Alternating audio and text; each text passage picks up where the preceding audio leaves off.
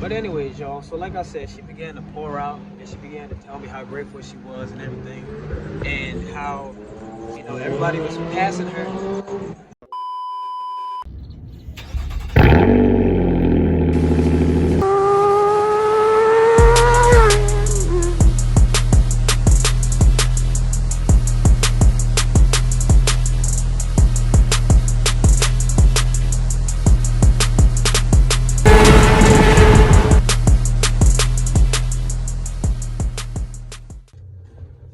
What up, y'all? What up? What up? It's your boy back with another banger. Nah, not really. In this video, I kind of want to share a personal testimony that I experienced last night. I figure you guys would want to hear this. I haven't really give you guys an inside scoop on my life or personal endeavors that I experience on a regular basis. I kind of just bring you guys car content, and then lately a lot of gaming footage that I see has been doing really well in my views, so y'all keep running it up. I really appreciate it.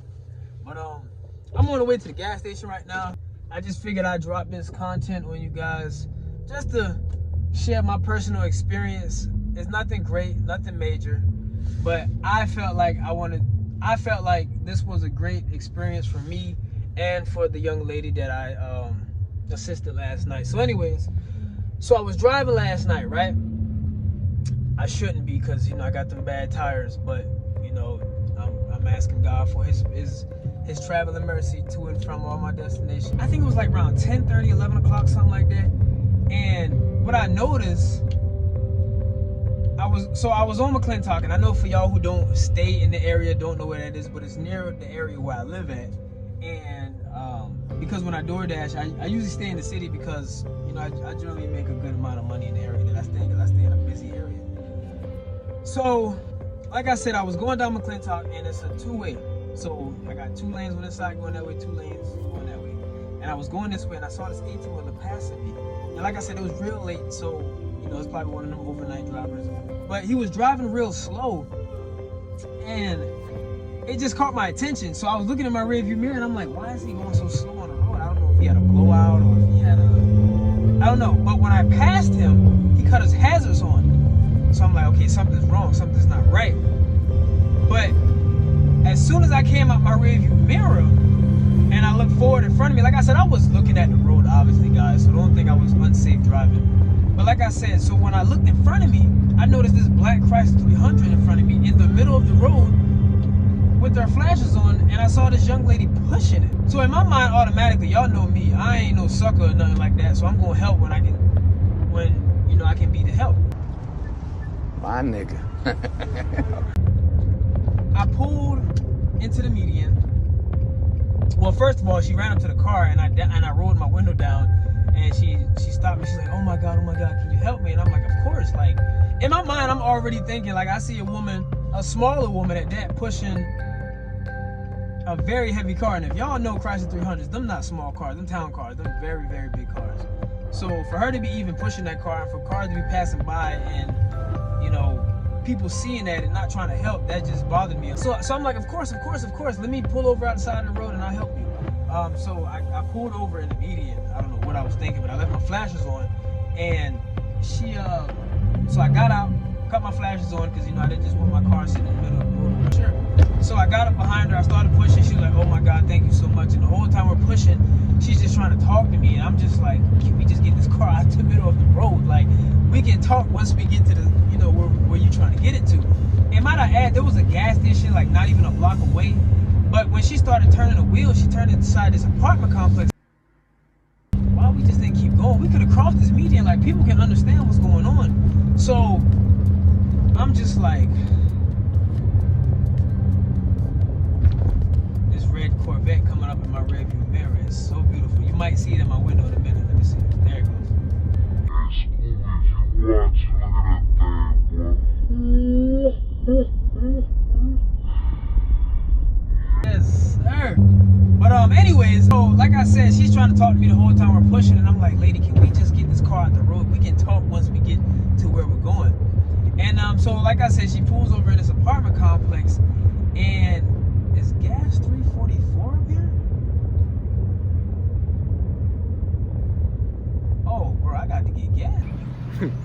Bro, I can't make this up. Gas is really $3.44. That's crazy. So y'all know I'm about to get me some gas. Yeah, but that's for unleaded. $4 for premium. That's not bad though. I might just get that. A few moments later. So I'm just sitting there like,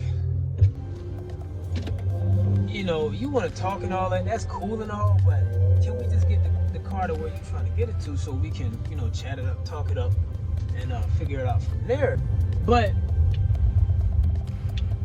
we got the car to the side of the road, and like, you know, like there's the side, there's a sidewalk, and then there's the road that we just came off of, and we got it to the foot of the driveway of the apartment complex, and the driveway sits on a slope. I couldn't get the car up on the sidewalk, so I'm pushing, and I'm like, just keep your foot on the brakes. We'll just have to do right here. So then she says, I said, no, I said, just put it in park. We'll have to do from right here. People going to have to go around if they need to get in, get out, whatever the situation. She's like, I can't put the car in park. I'm like, Bruh. what you mean? She said, I don't know. My car's been acting weird, whatever the situation. So I said, all right, just keep your foot on the brake. So her foot is on the brake, and I'm like, okay, so what's next? What do you want to do? She was like, if I give you my EBT card, Bruh. you'll get me a jug of water, empty the water, I'll put gas in it, so forth. So I'm like, you don't have a gas jug? She's like, I do, but it's in the trunk. I said, Boy, if you don't... you can't get in the trunk? She was like, yeah, I can, but I gotta get through a lot of stuff.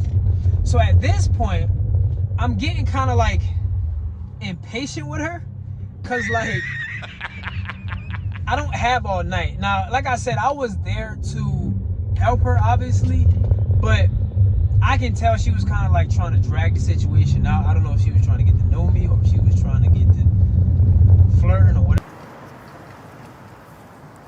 This wasn't the time for that. I simply stopped and pulled over because I saw someone in need, and I saw a situation where I could be in the need of help. You know what I'm saying? So she goes on to say, yeah, but I just have to move a lot of things out the trunk. I'm like, all right, cool. So we'll just swap. So I put my foot on the brake. She went inside the trunk. She got the, she was looking for the gas can.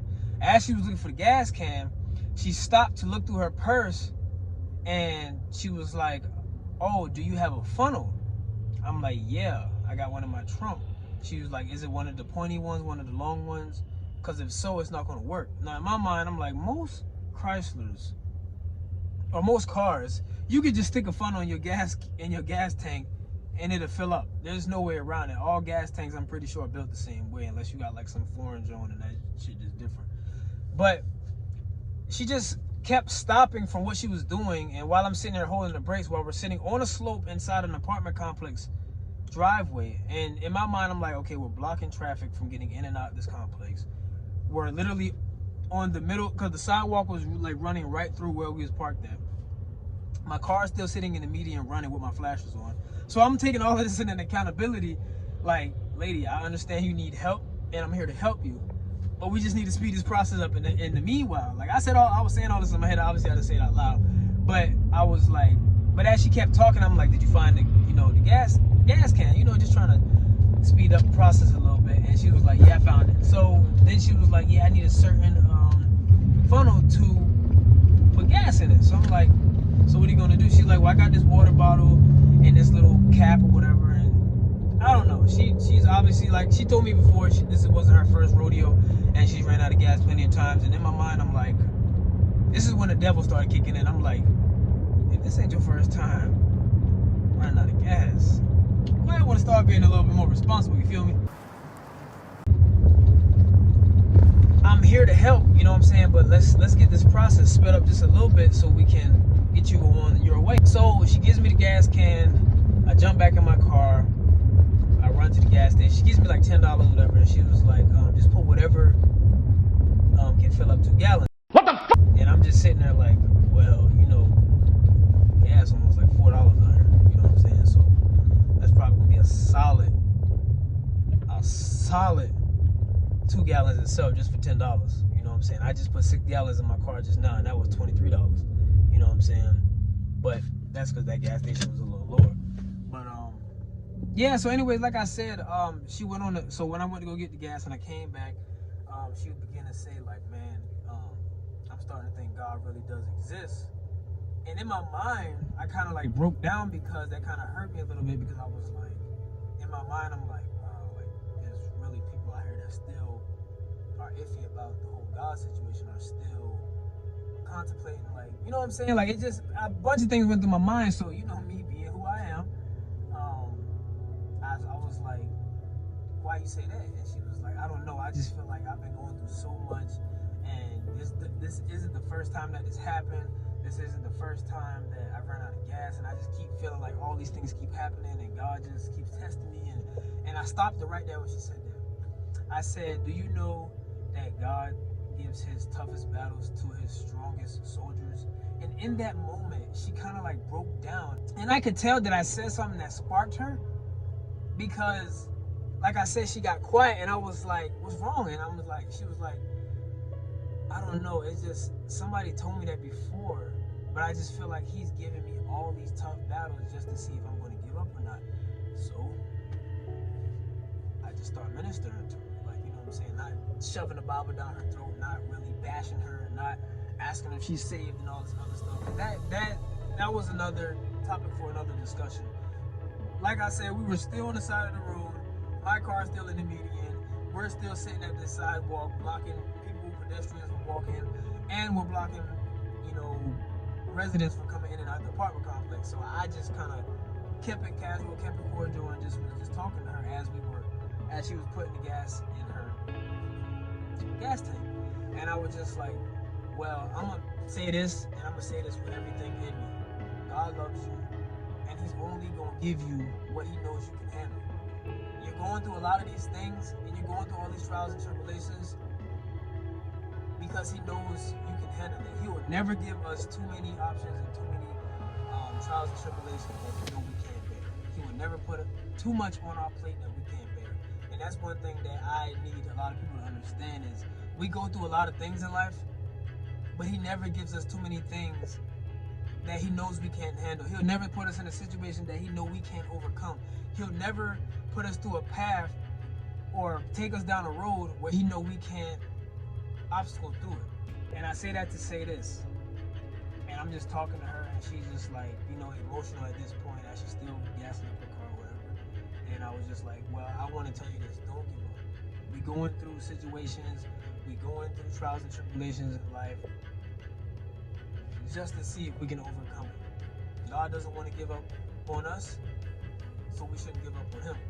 And what's crazy, guys and gals, for those who are watching, the whole time she's talking, I'm just sitting there thinking to myself, like, I don't even have gas in my car. I need 2 new tires. I still need a power steering pump. I got a crack in my windshield. I may not even have my car for long, and that's another story. And I'm sitting here helping someone else when I'm going through all the things that she's going through. And that's the point of this whole story, guys. It's like, we can be going through the toughest trials and tribulations of our lives, and we can be going through the toughest times as we may think, but there's always somebody out there that's going through it way worse than us. And in that time of need, I just felt like I could be somebody's Superman for once. I could be somebody's hero for once. I could be somebody's blessing for once. She was just sitting there talking and telling me how she's been going through so much and how life is hard and how life has been, you know, how she's late on her car payments and all of that stuff. And I almost wanted to break down in a sense because I'm like, yo, I'm going through these same exact things. In my mind, I'm telling myself all of this. And she doesn't even notice, but she think I got it all together. Like the whole time we're sitting on the side of the road, she's praising my car. She's like, oh, your car's so nice. I wish my car looked like that. Now, her car was nice. Don't get me wrong. I think she had like a 2017 or 18, maybe a 19 or something like that. You know, all the Chryslers, they all look the same. Like, so, but I just knew it was one of the newer models because of her wheel package. And she has like some rims on it. She has some real nice rims on it. And her car was nice and everything. And I'm just like, my car look nice, but that's just from the general eye. You have no idea what I'm going through. I'm like, well, I'm gonna be honest with you.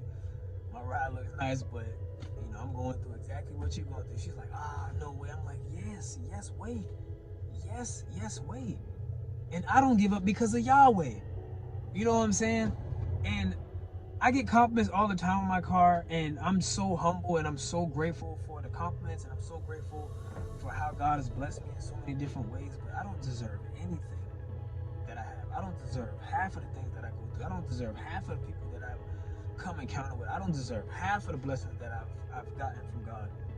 But I'm thankful for each and every day. And in that time of need, I just felt like I was somebody else's blessing for once. And earlier that night, I just received a message, you know, that really just kind of like tore me down. But in a sense, it was just like wow. But like I said, like, you never know what somebody's going through until you actually experience what somebody else is going through. You know what I'm saying? And that really humbled me for like the rest of the night. Like, I continued to DoorDash. I got her all situated. I gave her a jump because for some reason her car was dead too. She was like, oh my God. Like, when I went to my trunk to pull out my jumper cables, she just was like, oh man, you got everything. Like, you got tools, you got, why aren't you just like a roadside assistance person or something like that? And like I said, guys, I just, in that time of need, it just really humbled me. Like I said, I gave her gas. I ran to the gas station for her.